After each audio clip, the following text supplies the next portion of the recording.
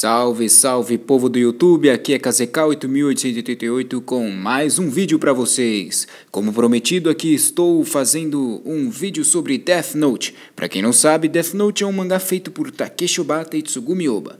Eu sei que eu falo muito deles, mas eu prometo que ficarei por um tempo sem falar, até porque com esse vídeo os assuntos basicamente se encerram, né? Anyway, a obra foi serializada na Weekly Shonen Jump em dezembro de 2003 e se encerrou em maio de 2006, somando ao todo 108 capítulos, o que rendeu 12 volumes. Já o anime começou depois do fim do mangá, em outubro de 2006. E opa! Vocês perceberam que acabei de reparar? Mais uma prova de que Bakuman relata fatos da realidade. Reverse, o mangá de maior sucesso de Ashiro Gimuto, fala sobre duas personagens com ideais opostos, porém com personalidades muito parecidas, o mesmo ocorrido em Death Note. E também o anime de Reverse começou depois do mangá ter encerrado, assim como em Death Note. Será que os problemas vistos em Bakuman ocorreram de fato na realidade? Muito provável. Imagino agora o Takeshi Obata e Tsugumi Ohba discutindo com os editores da Shueisha, falando que era melhor para a obra acabar daquele jeito, mesmo fazendo sucesso e antes do início do anime. Tudo para não comprometer a qualidade dela. Foda isso, né? Mas enfim, continuando de onde eu havia parado, o anime começou em outubro de 2006 e acabou em junho de 2007. A fidelidade com a obra original é muito boa. A dramatização das personagens, o uso das cores mais sombrias, a trilha sonora, o ritmo da história e as vozes das personagens valorizam ainda mais a obra original. E assim, tanto o mangá quanto o anime podem e devem ser considerados como um dos maiores da história. Anyway, a história eu acredito que a maioria deve conhecer, por isso este não será o meu foco. Vou citar algumas coisas para fazer reflexões. Apertem os cintos aí, porque a brisa pode ultrapassar alguns limites. Bom, Death Note não é uma obra tão complexa quanto Evangelion, onde muitas vezes a compreensão chega a ser até difícil, para não dizer impossível. Até mesmo por ser um mangá da Weekly Shonen Jump, Death Note possui uma certa regularidade e, portanto, não é tão difícil entender e acompanhar a história. Porém, mesmo assim, existem uma série de subliminariedades, ou seja, mensagens e analogias que não são tão simples de captar, as quais eu vou tentar falar aqui. Para orientar essa discussão, é fundamental compreender o tema de Death Note, ou seja, a ideia central que o autor quer passar para as pessoas. Bom, basicamente ele quer mostrar duas personagens opostas, porém com personalidades muito parecidas, conflitando devido às suas ideias diferentes. E quando falo em ideias, quero incluir também ideais, valores e principalmente senso de justiça. Obviamente estou falando de Yagami Raito e L. まさか何を言ってるんだこいつ。エルがエルだと言うはずがない。変な奴だとは思っていたが、マジでおかしいのか。Mas vamos começar com o início da história. O primeiro quadrinho logo mostra o contraste entre o mundo do Shinigami e o mundo real. No entanto, será que é tão diferente assim? Apesar do mundo do Shinigami estar todo deteriorado, ele se assemelha com o mundo dos humanos. Veja só, enquanto no mundo dos Shinigamis há apenas Shinigamis, de cuja função é matar, eles estão cansados de matar. A rotina já cansou eles. Eles não querem mais fazer isso. Tanto que quem trabalha lá, que é quem mata, é visto com maus olhos. Tipo, você está trabalhando, seu otário.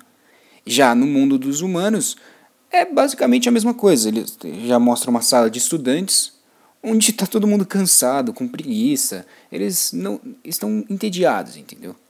Mas como em qualquer lugar do mundo, há sempre aquele que quer mudar a rotina, que está completamente cansado dela. No mundo dos Shinigamis, Ryuko. No mundo dos humanos, futuramente Yagami Raito. E como vocês já sabem, Ryuko joga o caderno no mundo dos humanos. E Yagami Raito encontra. E aí é possível fazer uma analogia, porque este é o primeiro passo da união entre dois mundos. O mundo dos deuses da morte e o mundo dos humanos. E como mediadores deste encontro está Raito e Ryuko, ambos entediados com suas respectivas rotinas. Mas tal encontro entre dois mundos vai proporcionar uma mudança radical na rotina dos dois, pois Iraito, usando Death Note, se enxerga como um deus. Só que compare Iraito com os deuses da morte verdadeiros. Iraito ele está todo empolgado em matar todo mundo que causa o mal, em mudar o mundo para melhor. E portanto ele seria o funcionário do mês, assim, ele é o cara exemplar, que trabalha, vai lá, quer fazer hora extra, não dorme direito para trabalhar mais, e enfim, ele é o cara, para o mundo dos Shinigamis, né, em parâmetro aos Shinigamis de verdade. Só que toda essa empolgação do Raito deixa o Ryuko também empolgado, porque ele nunca tinha visto um cara com tanto desejo de matar as pessoas, entendeu? Ele nunca tinha visto um Shinigami desse jeito. Então ele fica empolgado também com o mundo dos humanos. Então esse choque entre realidades é positivo para os dois, porque muda completamente a rotina dos dois. E os dois estavam bem entediados. E quantas vezes eu falei os dois? Os dois. Foda-se, eu falo quantas vezes eu quiser. Mas enfim, essa imagem comprova realmente essa minha analogia, porque é uma das primeiras imagens do mangá e já mostra aí meio que uma foto de criminoso, o Raito e o Ryuko. Qual será o posicionamento dos autores em relação à trama? Será que eles acham que o Raito está equivocado em matar todo mundo? Ou será que eles acham que a pena de morte deveria ser feita? E aí caímos na complexidade que é o pensamento humano. Pois veja este questionário. Você gostaria de um Death Note? Creio que boa parte das pessoas responderia que sim. Mas então você pergunta para essas se elas são contra ou a favor da pena de morte. Quem responder que sim, eu digo para repensar um pouco no assunto, pois você está levando em conta as pessoas que deveriam morrer dentro da sua própria concepção de justiça. No entanto, a pena de morte seria de acordo com uma justiça alheia, que poderia te punir. Se você fosse fora da lei, conforme esta, você estaria sujeito à pena de morte. E então eu lhe pergunto, se você, um parente ou uma pessoa querida fosse um fora da lei, seria mesmo a favor da pena de morte? Enfim, se você deseja ter um Death Note, porém é contra a pena de morte, você não está sendo hipócrita, só um pouquinho egocêntrico, pois você se acha um deus e, portanto, seu pensamento é absoluto, correto, inquestionável. Sendo assim, só você é capaz de julgar os outros, sem ser julgado. Mas não se preocupe, isso é muito comum na incoerente visão humana. No mesmo questionário, há outra pergunta que é: você gostaria que existisse um Death Note em mãos alheias? Ou seja, já é uma maneira de remeter o que eu estou falando sobre aceitar apenas o seu julgamento como absolutamente correto. Kira pensava desse jeito. Ele não enxergava nenhuma outra concepção de justiça como certa, se não fosse a sua. Isso o faz um verdadeiro e grande humano. Kira é um humano com poderes de um deus, porém ele se enxerga como um ser divino. Yagami Raito, um rapaz popular, extremamente gênio, bom nos esportes e em tudo que fazia. Em contrapartida, estava Ellie duelando contra ele com características físicas opostas, pois ele não era bonito, não tinha uma boa postura em público, nem sabia fazer pose. Mas só que ele se assemelha muito ao Raito, por ser um gênio, bom nos esportes e em tudo que faz também.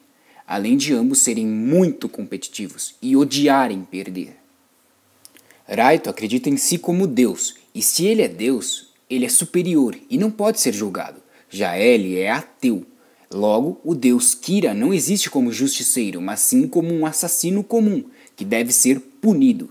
Dizer que apenas o L é antissocial é um equívoco, pois o Raito, por incrível que pareça, chega a ser mais antissocial ainda.